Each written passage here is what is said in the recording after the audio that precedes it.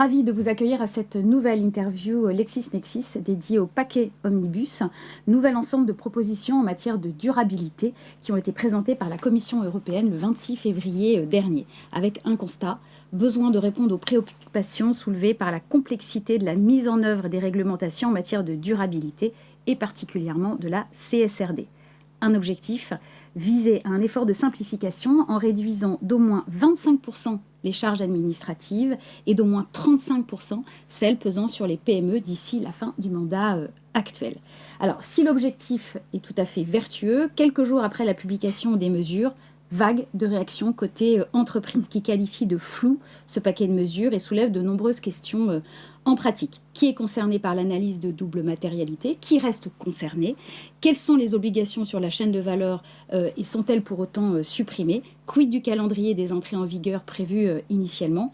Et une question sous-jacente, la durabilité va-t-elle rester un enjeu au sein des entreprises, voire pourquoi faut-il encore investir sur ce sujet? Alors, pour nous éclairer sur ce train de mesures et anticiper les impacts pratiques pour les entreprises, je suis ravie d'accueillir Maître Muriel Guillain-Mondaine.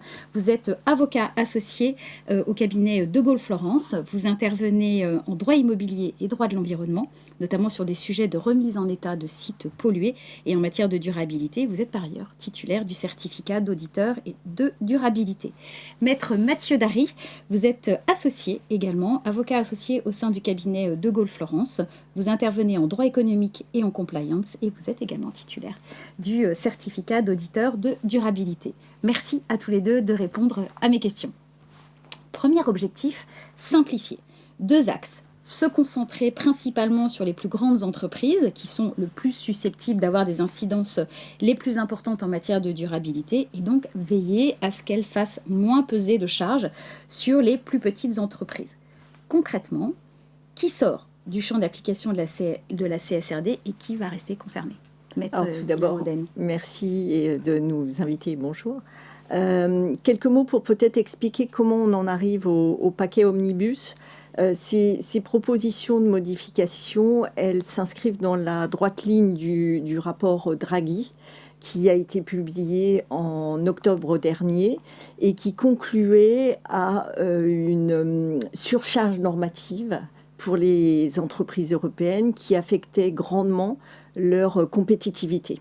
Et elles s'inscrivent également dans le contexte géopolitique qu'on connaît actuellement, extrêmement tendu, et qui, bien évidemment, a des impacts extrêmement importants sur la concurrence mondiale, avec notamment le retour de Donald Trump qui, comme il a annoncé, a pris et prend encore des mesures extrêmement importantes pour favoriser l'attractivité économique des entreprises américaines. Et donc, plus spécifiquement, s'agissant de la CSRD, il y avait un double constat qui était fait. Le premier constat, c'est que, effectivement, ça induisait une lourdeur extrême d'un point de vue des normes à respecter pour les entreprises et notamment pour les ETI et les PME. Et le deuxième constat, c'était peut-être que on mettait un focus extrêmement important sur le reporting au détriment des investissements qui étaient faits dans les mesures purement concrètes en matière environnementale et en matière sociale. Donc, fort de ces 2 constats, il y a eu les prises de parole des politiques, de certaines entreprises également. Et on est arrivé à cette décision, en tout cas qui aboutit à la proposition de la Commission européenne, de réduire drastiquement le périmètre des sociétés concernées, puisque la CSRD, pour rappel, ça concernait toutes les entreprises jusque 250 salariés. Et aujourd'hui, le paquet Omnibus rehausse ce seuil d'applicabilité aux entreprises qui comptent plus de 1000 employés et qui réalisent soit un chiffre d'affaires annuel de plus de 50 millions, soit qui ont un bilan total de plus de 25 millions. Donc pas d'obligation de reporting pour les entreprises qui ont moins de 1000 salariés. À l'exception de la vague 1, qui concerne les grosses entreprises EIP, entités d'intérêt public. Donc ce rehaussement a pour effet de faire sortir du champ d'application environ 80% des entreprises. On passe, en tout cas on passerait si le process va jusqu'au bout, à environ 50 000 entreprises, à 10 000 entreprises européennes qui seraient concernées. Bien évidemment les plus grosses entreprises qui sont celles qui sont davantage susceptibles d'avoir un effet néfaste sur la société dans son ensemble et l'environnement. Merci beaucoup pour cette présentation, c'est très clair.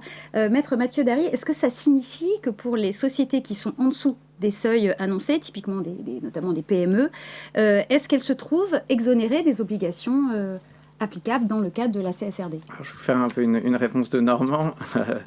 L'objectif, comme l'a rappelé Muriel, c'est de simplifier les obligations et en particulier pour les entreprises de moins de 1000 salariés. Donc celles-ci, effectivement, elles n'auront plus d'obligations directes de reporting. Mais cependant, comme elles font partie de la chaîne de valeur de sociétés qui sont elles-mêmes assujetties à ces obligations de reporting, un certain nombre d'entreprises vont leur demander des informations sur la durabilité et des informations de transparence de manière générale. Et donc, indirectement, elles vont rester concernées par ces obligations. Alors, le législateur communautaire est conscient du risque que finalement les entreprises assujetties fassent peser leurs obligations sur les PME, et donc il a voulu créer un plafond en fait d'informations qui devait être qui pouvaient être exigées. Et donc, il se réfère aux normes, ce qu'on appelle les normes VSME, qui sont des normes éditées par les FRAG, qui sont des normes simplifiées, allégées par rapport aux normes ESRS. Et donc, sur cette base-là, les entreprises qui publieront ces informations répondront au standard maximum de ce qu'on peut attendre pour des entreprises, pour leurs partenaires qui sont assujettis.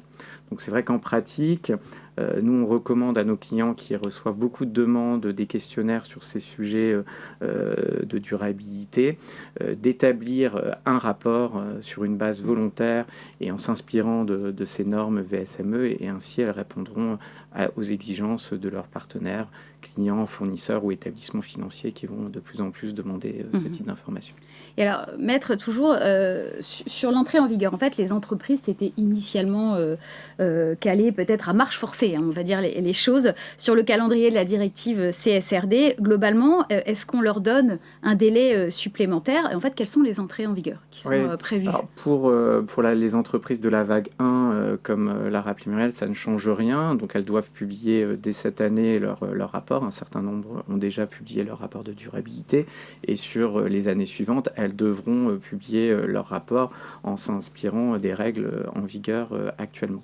La question se pose en revanche pour les vagues 2 et 3, donc celles qui devaient publier au titre de l'exercice 2025 à compter du 1er janvier 2026. Et donc là, dans le paquet Omnibus, il y a la directive Omnibus 1 ou directive Stop the Clock qui prévoit un report de 2 ans, et donc l'obligation serait uniquement à compter du 1er janvier 2028. Alors le problème, c'est qu'il y a un processus d'adoption réglementaire qui est assez long, mais l'Union européenne a voulu accélérer les choses compte tenu que la date approchait et que les entreprises étaient déjà, comme vous l'avez dit, en ordre de bataille et suspendues aux conséquences de cette réforme. Donc là, où est-ce qu'on en est dans le processus législatif? Le Parlement européen a adopté la proposition Omnibus 1, donc uniquement sur la notion de report, le 3 avril dernier. Et dans le processus communautaire, il faut maintenant que le Conseil de l'Union européenne approuve ce texte. Alors ça n'est que formel finalement, puisque avant même l'adoption du Parlement, il avait dit qu'il approuvait les termes de ce texte. Et donc on devrait avoir une publication du texte avant l'été et une obligation pour les États membres de transposer ce texte avant le 31 décembre de cette année. Alors je rappelle qu'il y a certains États membres qui n'avaient de toute façon pas encore transposé le texte, donc ça n'est pas un sujet. La France avait bien transposé. Et en parallèle, il y a un projet de loi qui est en discussion devant le Parlement, qui anticipe finalement cette transposition et qui prévoit un report de 2 ans aussi pour la vague 2 et 3. Donc la France ira assez vite sur la transposition, même si ce projet de loi a fait l'objet d'un recours devant le Conseil constitutionnel ce jour, mais pas forcément que sur ces aspects-là. Donc on a beaucoup d'incertitudes sur la CSRD, mais sur le report, on est quasi certain que c'est acquis. Plutôt stable, ça. Maître, pour les grandes entreprises, elles qui vont rester concernées, quid donc des obligations qui sont maintenues, notamment en matière de publication? Alors, comme vous l'a dit Mathieu, les grandes entreprises de la vague 1 sont déjà engagées, puisque la CSRD est entrée en application au 1er janvier 2024 en France. Donc, elles ont commencé à reporter pour l'exercice 2024, avec certaines qui ont déjà publié en 2025. Donc, elles restent soumises à la CSRD tant qu'Omnibus 2, qui est la modification sur la substance vraiment de la directive CSRD, n'est pas adoptée. Et pour l'avenir, eh bien, le rapport de durabilité, il sera fonction de ce qui ressort justement de la directive modifiée. En l'état, les propositions portent sur une rédaction des ESRS, les fameuses normes applicables génériques. C'est-à-dire qu'aujourd'hui, dans la CSRD, on est aux alentours de 1200 data points qu'il faut vérifier. L'idée est une réduction et une clarification des data points en question. Et en termes de réduction, on parle d'environ 70% de data points qui seraient supprimés. La deuxième grande modification, c'est l'abandon finalement des ESRS sectoriels, puisque là, on a les ESRS génériques qui ont été publiés, mais il était prévu des ESRS par secteur.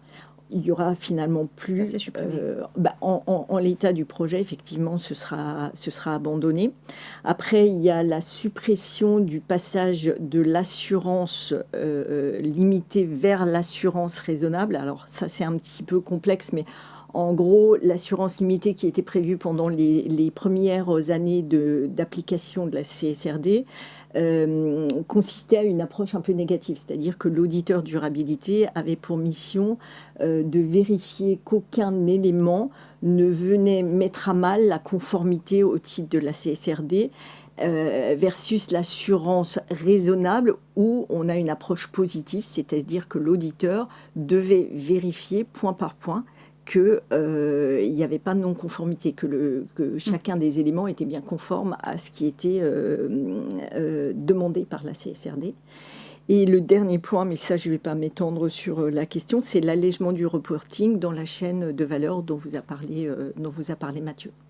Alors, en pratique, je le disais en introduction, les entreprises réagissent vivement à ces propositions à plusieurs titres. On parle de manque de clarté, puisque les propositions, vous le disiez tout à l'heure, vont être transmises au Parlement européen et au Conseil pour examen et adoption. Mais on parle aussi de démotivation, puisque de nombreuses directions RSE font état d'un manque de motivation à avancer sur les enjeux de durabilité au sein des entreprises, et notamment dans le contexte actuel. On parle d'omerta, des sujets de CSRD dans les entreprises. On parle d'activité à l'arrêt et on dit même fin des budgets dédiés. Constat, est-ce que vous faites le même est-ce que vous avez le même constat en pratique ? Oui, les entreprises s'interrogent sur la manière dont elles vont traiter désormais ce sujet avec la CSRD qui est devenu un peu un sujet épidermique dans les entreprises et puis qui a été pointé du doigt par différents politiques au regard de la lourdeur que ça crée et c'est devenu aussi un peu un symbole de la lourdeur de la législation communautaire. Et puis, vous l'avez rappelé, il y a un processus législatif qui va être encore long avec beaucoup d'incertitudes qui va faire l'objet finalement de négociations d'une part entre les États membres et d'autre part entre les partis au sein du Parlement européen. Et donc il est difficile de savoir ce qui va ressortir de ces stratégies politiques et consensus, avec un choix qui va être de soit aller vers une simplification extrême, ce qui est possible, donc au-delà même de ce qu'a proposé la Commission européenne, ou au contraire de continuer à être ambitieux sur les sujets de durabilité et éventuellement de baisser les seuils qui ont été évoqués, notamment le nombre de salariés. Mais c'est vrai qu'en attendant, ça crée une certaine démotivation au sein des équipes RSE, et leur question qui est légitime, c'est de nous demander de les aider à redonner du sens à ces sujets et comment convaincre une direction générale qu'il est important de continuer à tenir compte de ces sujets. Alors, c'est vrai qu'en pratique, on a vu des directions générales réduire les effectifs des équipes RSE qui étaient dédiées à ces questions-là, ou les affecter à d'autres missions. Mais je crois que de toute façon, ce serait une erreur, puisque le report qui a été adopté, il a justement pour objet de laisser du temps aux entreprises pour collecter un certain nombre d'informations et être prêt dans 2 ans, puisqu'on a considéré que autant les grandes entreprises étaient suffisamment matures et pouvaient continuer parce qu'elles avaient déjà des engagements en matière de RSE, et que pour d'autres entreprises, les plus petites entreprises, elles partaient de plus loin. Donc c'est maintenant qu'il faut commencer à réfléchir à ces questions-là, et à la fois en termes de reporting, mais surtout, comme l'a rappelé Muriel, en termes de stratégie, puisqu'il faut rappeler que c'est vraiment la stratégie de durabilité qui doit être au centre des questions des entreprises, et pas uniquement l'enjeu reporting où les gens sont perdus, et d'où le sort de la CSRD aujourd'hui. Alors justement, Maître, quels sont vos conseils en pratique ? Quels risques finalement les entreprises perdent-elles de facto à renoncer à ces engagements ? Alors en fait, la réponse à cette question, elle est loin d'être simple, parce qu'on s'aperçoit que c'est une réponse qui va avoir des impacts très stratégiques. Il y a plusieurs facteurs à prendre en compte. On s'aperçoit qu'effectivement, on n'a pas de boule de cristal, et là, en l'état, la situation est loin d'être figée. On ne sait pas finalement quel va être le texte final. Il y a des coûts qui ont été engagés par différentes entreprises pour commencer ce travail de mise en conformité au titre de la CSRD. Il y a une attente de la société civile qui est importante, des salariés, des clients finaux, des associations de défense contre l'environnement, des ONG. Des investisseurs. Il y a une attente des investisseurs et des partenaires, vous avez raison. Donc tout ça est à prendre en compte. Donc il y a 3 attitudes qui peuvent être adoptées, et on le voit chez nos clients. C'est soit l'attente, on attend le texte final et on gèle un petit peu tout ce qui a été fait. Le risque, c'est évidemment de se retrouver avec un peu de retard au moment où il faudra reprendre le train, et puis de faire peut-être un certain nombre d'actions en doublon. Le deuxième risque, c'est de poursuivre l'élan au titre de la CSRD, avec un risque peut-être d'en faire trop par rapport à ce qui sortira finalement. Et puis, il y a peut-être ce qui est à privilégier, c'est une action un peu hybride qui serait de poursuivre les efforts, mais de manière un peu modérée, à moindre coût, si je peux m'exprimer ainsi, avec peut-être un rapport de durabilité un peu allégé par rapport à ce qu'on aurait fait si le texte restait comme il était prévu initialement. Et donc, ce qu'on voit quand même de manière, c'est que s'agissant d'un choix vraiment, d'une attitude vraiment stratégique et casuistique, en fait, parce que ça dépend de l'investissement qu'on avait déjà fait, ça dépend de son activité, son secteur, et puis son positionnement, et donc et j'ai envie de dire, ce qui doit peut-être orienter la décision des entreprises aujourd'hui, c'est leur modèle d'affaires à plus ou moins long terme. C'est un choix qui doit être dicté par ce modèle d'affaires que chacune des entreprises a en tête. Donc ça reste un enjeu stratégique. Exactement. Merci à tous les deux d'avoir fait œuvre de clarification et de recommandations pratiques. Vous pouvez retrouver l'ensemble de nos publications sur ce sujet au sein de notre solution Lexis+. Merci pour votre attention.